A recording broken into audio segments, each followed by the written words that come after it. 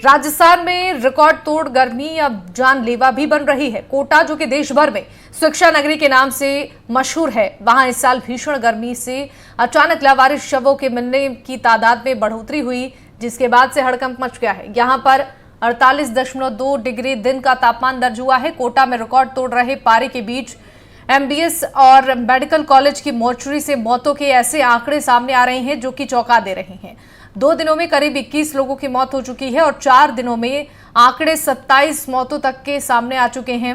कोटा में कर्मयोगी सेवा संस्थान पिछले कई सालों से लावारिस शवों का अंतिम संस्कार कर रही है, लेकिन इस साल भीषण गर्मी के बीच 2 दिनों में करीब 21 अज्ञात शव कोटा के अलग अलग थाना इलाकों में मिले हैं। 48 घंटे बाद नियम अनुसार लावारिस शव का अंतिम संस्कार किया जाता है। आज भी 7 लावारिस शवों के अंतिम संस्कार संस्था के द्वारा किए गए हैं। कि गर्मी और तापघात की वजह से अगर मौत हुई है तो उसका पोस्टमार्टम से ही पता पड़ता है। मैंने अस्पताल से रिपोर्ट ली है, उसमें भी प्रथम दृष्टया नहीं बताया है और पोस्टमार्टम होता है तो पता पड़ता है। और दूसरी बात है कि जब तक पोस्टमार्टम नहीं हो जाता तब तक कुछ भी कहना उन पर जल्दबाजी है। अस्पताल ने कहा है कि उनका एवरेज ही 6 से 8 बॉडीज़ आती है, क्योंकि बड़ी जगह है, आसपास में कहीं से भी व्यक्ति यहाँ आता है, तो उस एवरेज के हिसाब से है। फिर भी पोस्टमार्टम रिपोर्ट आ जाने दीजिए, उसमें क्या तथ्य सामने आते हैं उसके हिसाब से। एवरेज से ज़्यादा बॉडी मिल रही है आपको, क्या आशंका कैसे जता रहे हैं सर? उसका कारण प्रथम दृष्टया आप क्या मानते हैं?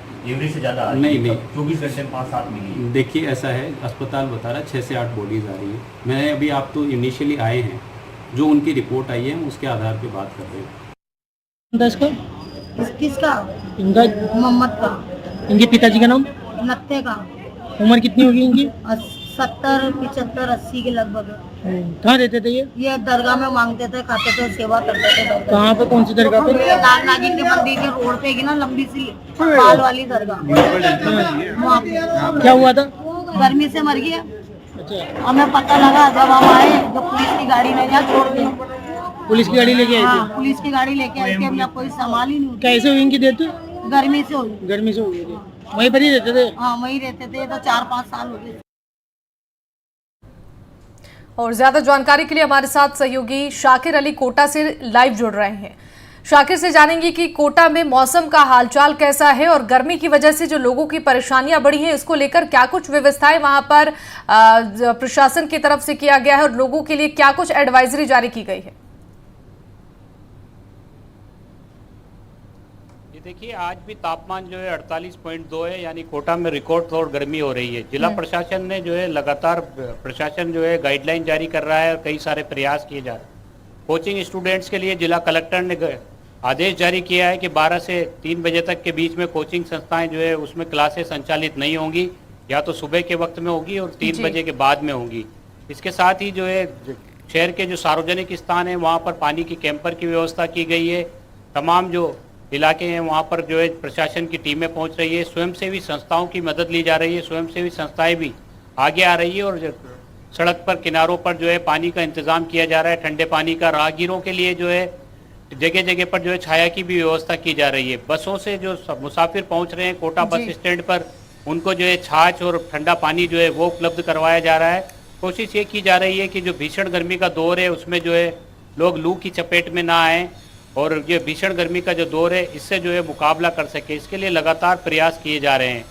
जहाँ तक जो है लावारिस शवों के मिलने की बात है तो वो लगातार, क्योंकि लावारिस शवों की मिलने के भी मामले लगातार सामने आ रहे हैं। आज भी जो है बोरखेड़ा थाना इलाके में एक लावारिस शव मिला है। इसके अलावा कोटा ग्रामीण का जो इटावा क्षेत्र है, राजोपा में जो है वहाँ पर भी एक शव मिला है।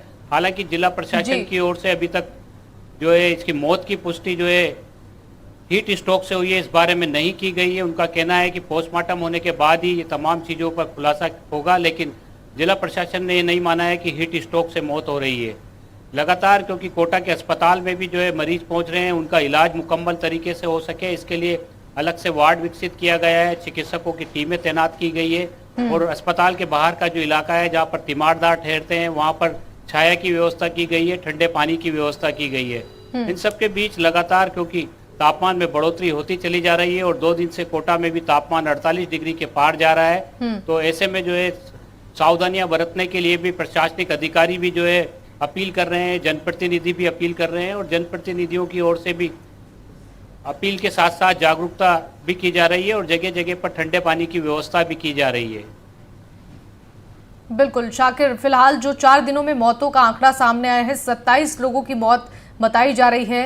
क्या कुछ मौसम विभाग की तरफ से अलर्ट जारी किया गया है और आगे तापमान को लेकर क्या संभावनाएं हैं?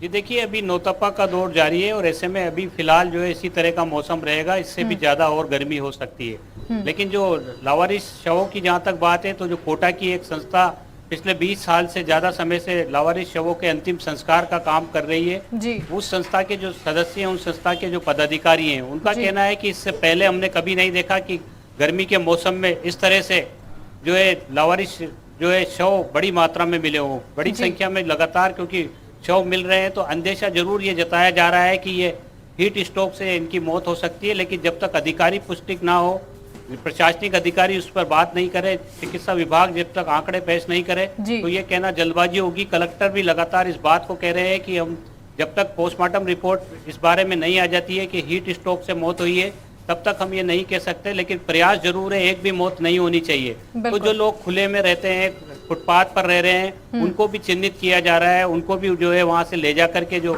आश्रय स्थल बनाए गए हैं उन जगहों पर ले जाया जा रहा है ताकि उनको सुरक्षित रखा जा सके, भीषण गर्मी से उनको भी बचाया जा सके।